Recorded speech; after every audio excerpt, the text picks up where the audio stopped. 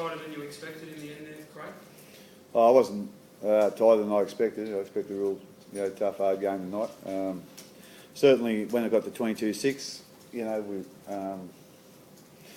wasn't that long to go, I suppose. But as I said, they're a very talented footy team, so they've done really well to get back into it, and we're just hanging on at the end. Did the last 3 weeks catch up with Crab?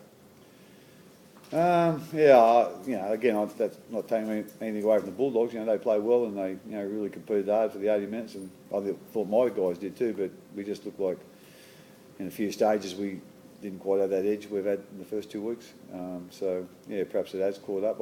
I just think more that we haven't had too many training sessions. For our last 2 games, we've had 3 training sessions. Usually have them for a week, for one game. So I think that's where we're at a little bit. But the players are obviously tired as well. We've done a lot of travelling. We've played in 2 really hot games before this, and so they've done a real good job, to perform what they had, and to get the results they had. It's been a tremendous effort by them, and our medical staff have worked really hard too, with the planning of it. But the players have, they've got to make sure they stick to those plans, and they have. And like I said last week, I was real proud of them, and I am proud of them. But the way that they've prepared and the way they've stuck to the plan has been exceptional. And like I say, I'm real proud of what they've done the last 3 weeks.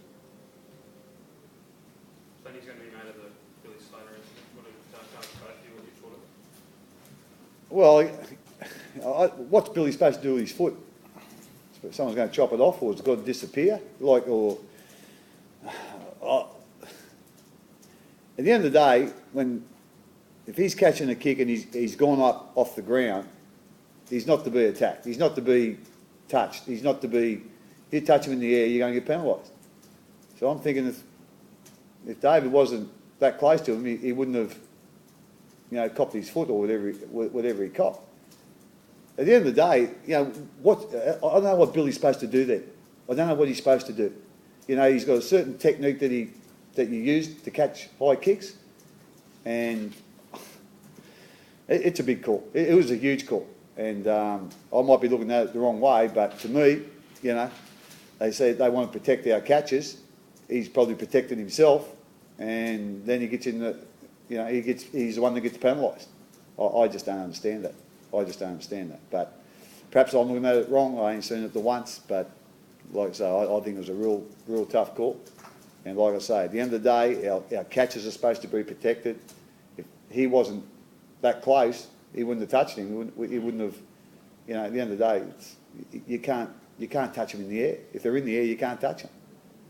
So I don't. Cameron, he said to you, and the referee said it was an prior act of foul play was his words. What did you think of that? Yeah, the instruction I was given was that Bill touched him first. But to me, it's pretty clear cut. You're not allowed to touch blokes in the air.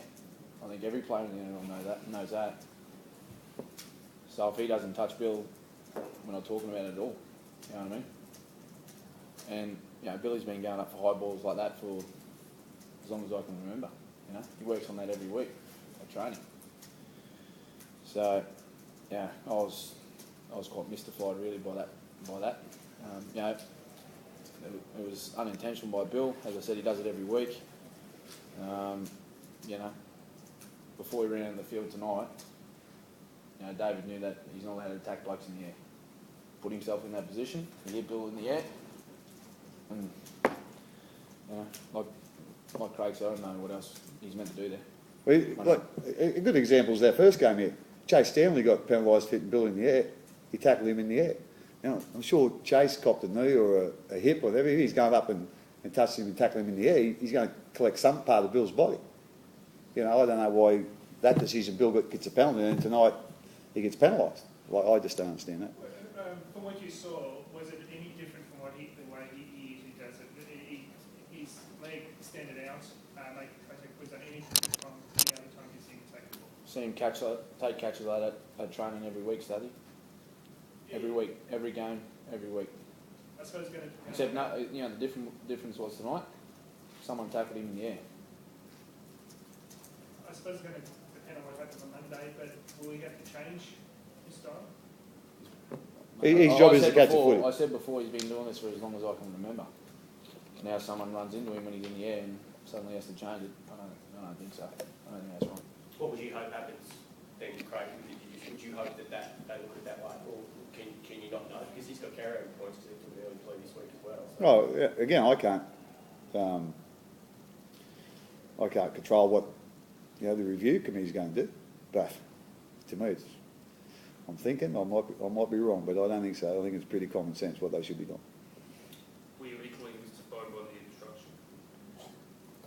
Again, to the law, I suppose, to the interpretation, because it is a grey area, and we all understand that it is a grey area. And I suppose he's got checked on the way out, and the ball's on the way out. But they had more defenders there than we had attackers, and I'm thinking, I didn't think he would have got there anyway. I can see what they're probably saying, but I don't particularly agree with it. So there's going to be a lot of tries. If that's the interpretation, there's going to be a lot of tries disallowed this year. He scored like 2 blokes or 3 blokes outside of where the obstruction happened. Have you guys been talked to about it at all, about obstruction this year or their interpretation? Webby, as a player, my understanding is that if someone's obstructed and then a player runs through that hole where that player would have been, that's obstruction. If someone's checked on the way through and he scores 20 metres outside him, had nothing to do with the play, and isn't that common sense as a play on? They changed it in the pre-season. Well, they said any contact tries are disallowed. Well, the thing is now who initiates contact. Yeah. That's what Dean Lynn has told us. Yeah. Who initiates the contact? Yeah. But sometimes when you run them plays, so what might have to happen to our game is going to be a big overhaul, and no one does any second man plays anymore, especially close to the try line. I don't think that's going to happen. But like I say, to what they were saying, to the rule, whatever, you can see that. But again, it happened that far away from where it happened, and it wasn't major contact. So. Well, they were warned that was going to happen. I mean, Tim Sheen's warned in the Yeah, media. well, like I say, it's still a grey area. It always will be, and it is. It's just one of those things that is going to be a grey area. But hopefully, well, for us, if we see that happen again this weekend and the try gets allowed, we're going to be backing up. Okay, so if they're consistent with it, well, we got no problem. And that's last week's the shoulder charge you were confused with. This week's the obstruction you charge with. You're confused with. I mean, are you comfortable going into the next game that you know what you can and can't do? Clearly not. No, I'm not. Or how do you attack a game if you don't know what you can and can't do? I've got no idea, Russ. I think we just got to do what we do and wait to see what the referee says. I'm not criticising referees here, but I think we've got to use a bit of common sense when it comes to these rulings. Everyone at the ground tonight could see that bloke that was involved in the obstruction or so-called obstruction, he was nowhere near Cooper Cronk. He was never going to get to him. As Craig said, they had plenty of defenders out there to stop him. What happens if you do a play from a sideline, someone gets checked 10 metres from one sideline, we score in the other corner, is that going to be called back? He's 70 metres away. Is that going to be called back? Because it was tonight. It's just... I don't know where some of these calls come from. It's frustrating on the field, mate. It's frustrating. That's the best way I can describe it. He's a bit frustrated, I'm a bit frustrated. Let's look on the positive side. We got to win tonight for Ryan Hoffman. You all know he's a tremendous footy player, but as I said, he's even a better bloke than he is a footy player, and that says a lot. So we're really happy that, really proud of him that he's played 200 games at this club, because it means a lot to him every time he pulls on the purple jumper. Everyone at this club looks up to him, and for the guys to get the win tonight for him was tremendous, and we're just so happy for him, and like I say, it's a great night for him, and we don't want these things, spoiling his night. So, it was great that the guys got the win for him.